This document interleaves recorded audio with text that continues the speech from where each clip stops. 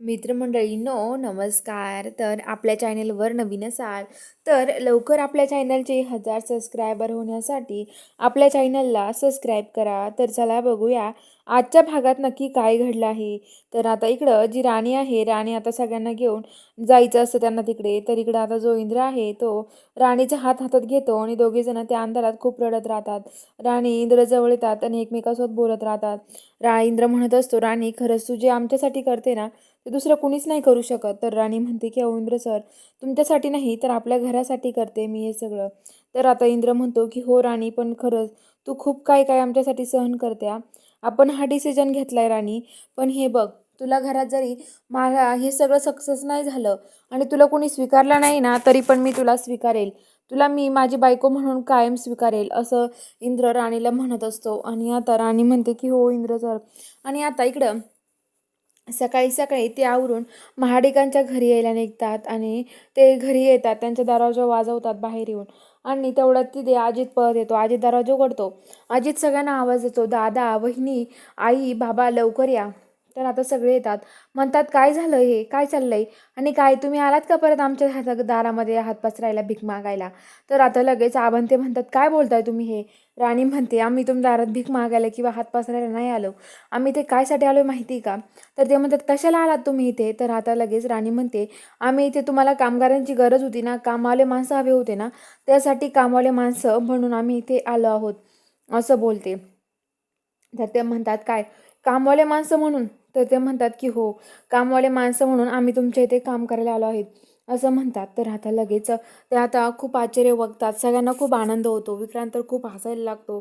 तर उर्मिला ते सगळेजण हसायला लागतात. तर आता लगेच ते म्हणतात खरंच तुम्ही ते काम करणार आहे की तुमच्या डोक्यात दुसरा काही प्लॅन आहे, असं विक्रांत म्हणतो. तर आता राणी म्हणते नाही, आम्ही खरंच इथे काम करण्यासाठी आलोय. त्याच्यानंतर काम करायचं आहे ना तुम्हाला, तर चला मी तुम्हाला दाखवून देतो काय काम आहे. तुम्हाला सगळ्यांना कामं करावं लागतील आणि आमच्या अटी मान्य करावं लागतील, चला आमच्यासोबत. आणि ते घेऊन जातात विक्रांत आणि उर्मिला. सगळ्यांना तिथे आणतात आणि ते म्हणतात की हे बघा, हे घर आहे, तुम्हाला संध्याकाळपर्यंत हे घर साफ करायचं. हे जर साफ नाही झालं ना, तर बघा मग काय करू आम्ही, मग आम्ही ठरवू तिथून पुढे. तर ते म्हणतात ठीक आहे आम्ही करतो. आणि उर्मिला ते तिथून निघून जातात. आणि आता लगेच इकडं राणी ते आता साफ कर. राणी म्हणते तुम्ही बसा आबा तिथे जाऊन. आबा म्हणतात नाही. मालती लगेच जाऊन बसते. मालती म्हणते तुम्ही तुमचं बघून घ्या. आणि आता मालती तिकडे जाऊन बसते. आणि आता लगेच जी राणी आहे, राणी म्हणते की हे बघा आबा, तुम्ही पण बसा, आराम करा, आम्ही करतो हे सगळं, मी एकटी करेन. तर इंद्र म्हणतो नाही राणी, आम्ही तुला एकटीला करू नाही देणार. आबा पण म्हणतात आम्ही दोघं तुला मदत करतो. थांब राणी, चल आपण सगळे मिळून करूयात, आपण ठरवलंय ते करूया. राणी म्हणते ठीक आहे आबा, पण तुम्हाला त्रास व्हायला लागला तर तुम्ही लगेच बसून घ्यायचा. तर आता आबा म्हणतात की हो. तर आता लगेच राणी ते तिथून जातात. आणि इकडे आता राणी ते साफसफाई करत असतात. तेवढ्यात उर्मिला घरावर रूममध्ये असते तिच्या, आणि खिडकीतून खूप पालापाचोळा, कानेस्टर, कलम, ती केरन ती फेकते. ते सगळं राणीच्या आणि इंद्राच्या अंगावर येऊन पडतं खाली. राणीला त्यांना खूप वाईट वाटतं, पण त्यांचा नाईलाज असतो. आणि आता जी उर्मिला आहे ती खूप खुश होते. ती म्हणते की असंच पाहिजे. इंद्र लगे राग जायला लागतो. तेवढ्यात राणी म्हणते नाही इंद्र सर, असं नाही करू शकत आपण, तुम्ही जाऊ नका, असं म्हणते. आणि आता लगेच ती इंद्राला थांबवते आणि चला आपण आपलं काम करून घेऊया.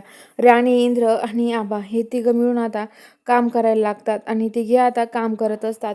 आणि आता तिथे तिथे सगळं आवरतात वगैरे. आता आबा संध्याकाळी तिथे बसतात निवांत, सगळं आवरून बसतात. तेवढ्या तिथे उर्मिला आणि विक्रांत येतात आणि ते म्हणतात की आवरून झालं की नाही तुमचं घर. तर ते म्हणतात भारी आवरला तुम्ही, आता आम्ही ठरवूयात तुम्हाला इथे कामाला ठेवायचं की नाही. तर आता लगेच राणी म्हणते की हो.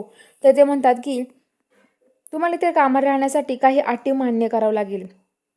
तर आता राणी त्या म्हणतात की काय अटी आहे. तर विक्रांत म्हणतो की हे बघा, तुम्हाला इथे राहायचं म्हणल्यावरती तुम्हाला एकट्याला नाही, तर तुम्हाला सगळ्यांना कामं करावी लागतील. कुणीही बिनकामाचं बसायचं नाही, सगळ्यांनी कामं करायची, असं ठरवतात. तर ते म्हणतात ठीक आहे, करू आम्ही सगळे कामं आबा, असं म्हणतात.